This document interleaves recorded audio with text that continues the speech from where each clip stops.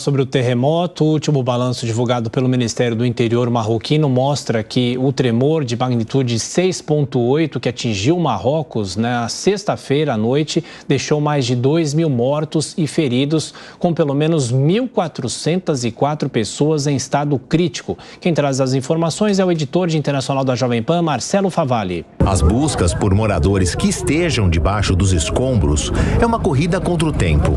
A destruição registrada em Marrakech sugere que muita gente ainda esteja soterrada. A enorme quantidade de desabrigados dormindo nas calçadas dificulta a operação de resgate. Os hospitais estão lotados de feridos. Os aeroportos continuam funcionando, principalmente aqueles que atendem as 3 maiores cidades do Marrocos: a capital Rabat, no norte, Agadir, no sul, e Marrakech, a região mais atingida pelo tremor. Estados Unidos, Israel, Catar, Venezuela e Emirados Árabes Unidos já declararam estar mobilizando ajuda humanitária. Até a vizinha Argélia, que rompeu relações diplomáticas com Marrocos em 2021 por conta de desentendimentos políticos, abriu o espaço aéreo para aviões que levem recursos para as áreas afetadas pelo abalo sísmico. O terremoto alcançou 6,8 na escala de magnitude. O epicentro, a pouco mais de 75 quilômetros de distância de Marrakech, foi de baixa profundidade, o que causou uma forte onda de choque na superfície por volta das 11 horas da noite no horário local.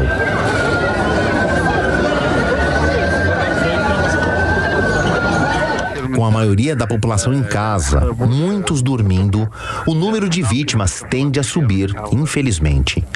As cenas traduzem o tamanho da destruição, o desespero de quem tentava fugir no momento do tremor e o esforço dos bombeiros para atender tantos chamados simultâneos.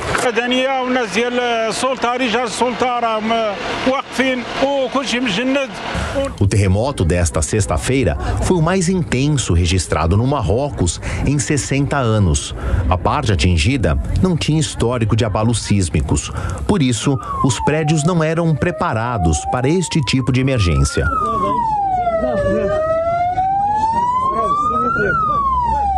Também desabaram construções milenares, que remontam tanto à ocupação otomana no século XIII, como à expansão do islamismo no oeste da África. O governo marroquino declarou 3 dias de luto oficial. A família real do país orientou as Forças Armadas a ajudar as organizações civis no que for preciso. O Exército anunciou que todos os militares foram colocados de prontidão. A Cruz Vermelha declarou estar mobilizando equipes para ajudar nos resgates e atendimentos aos atingidos pela tragédia. A ONG calcula que a reconstrução leve décadas, principalmente considerando que o Marrocos tem um baixo índice de desenvolvimento humano, colocando o país na categoria de estado pobre. Bom, e sobre o terremoto, a gente continua falando sobre o tremor. A gente conversa com a professora Natália Fingerman, de Relações Internacionais do IBMEC aqui de São Paulo. Tudo bem, professora? Bem-vinda mais uma vez, obrigado. Oi, bom dia, Soraya, bom dia, Tiago. Um prazer estar aqui de novo, novamente. Realmente foi uma tragédia, né, o que aconteceu no Marrocos. E coincide aí com uma tragédia que aconteceu também aqui no Brasil, recentemente, no Rio Grande do Sul. Diferente, mas a gente vê que essas questões estão realmente atingindo o mundo todo de forma diferente, questões climáticas.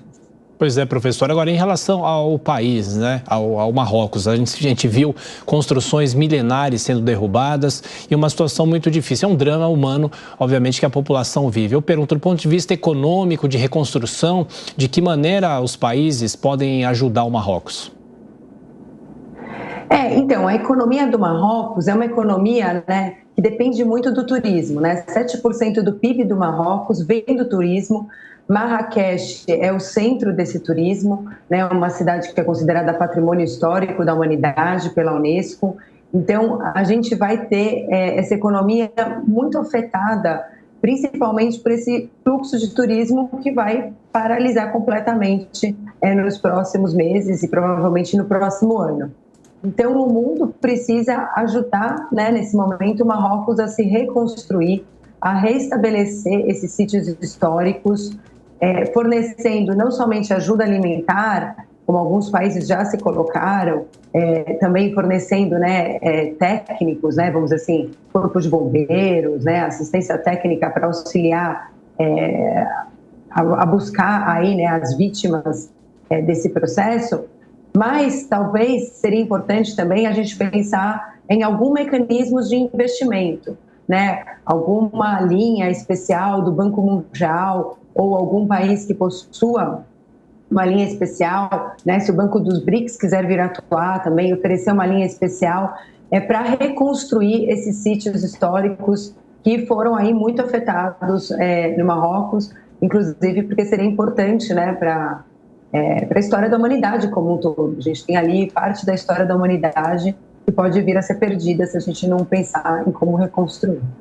Até para a gente continuar nessa mesma linha de raciocínio, de reconstrução, né? Porque isso é o que vai ser pensado daqui para frente e a longo prazo. A gente viu ontem vários líderes mundiais já prestando solidariedade, né? E prometendo essa ajuda de todo mundo. Aliás, até países como a Argélia, que vive com Marrocos já há muito tempo, uma relação conturbada, né? Uma crise diplomática. Como essas ajudas devem chegar, né? Todas essas prestações de solidariedade que os líderes mundiais estão já se manifestando isso desde ontem. Então, a questão da ajuda internacional é importante, a posição da Argélia, né? Porque ela tinha rompido totalmente os laços diplomáticos junto com o Marrocos, já faz uns 2, 3 anos, devido a um acordo que o Marrocos fez com o governo dos Estados Unidos, ainda no período Trump.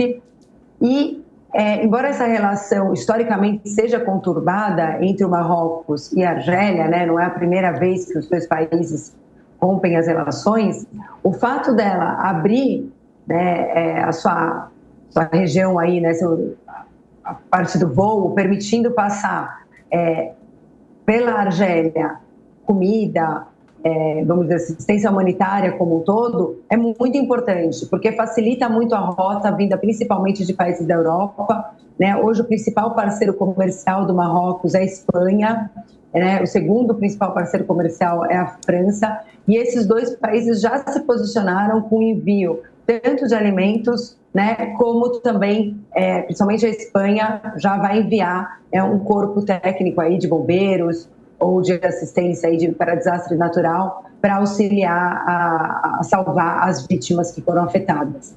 Então, eu acho que é muito importante a gente ver essa flexibilidade, vamos dizer, do governo da Argélia, né, e essa empatia com a tragédia que a população do Marrocos está sofrendo nesse momento.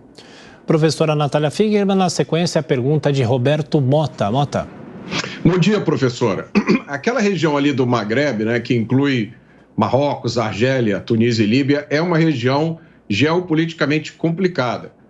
Como esse terremoto pode afetar a estabilidade ali da região?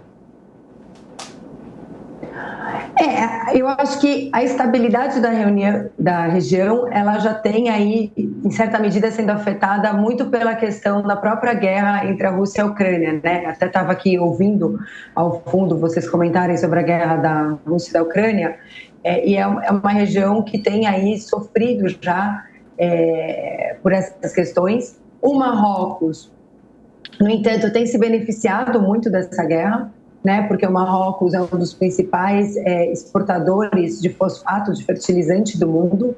Então, com a guerra, a empresa marroquina, que é a estatal OCP, tem aumentado muito as suas vendas para o mundo como um todo, né? Hoje eles detêm aí 70% das minas de fosfato do mundo.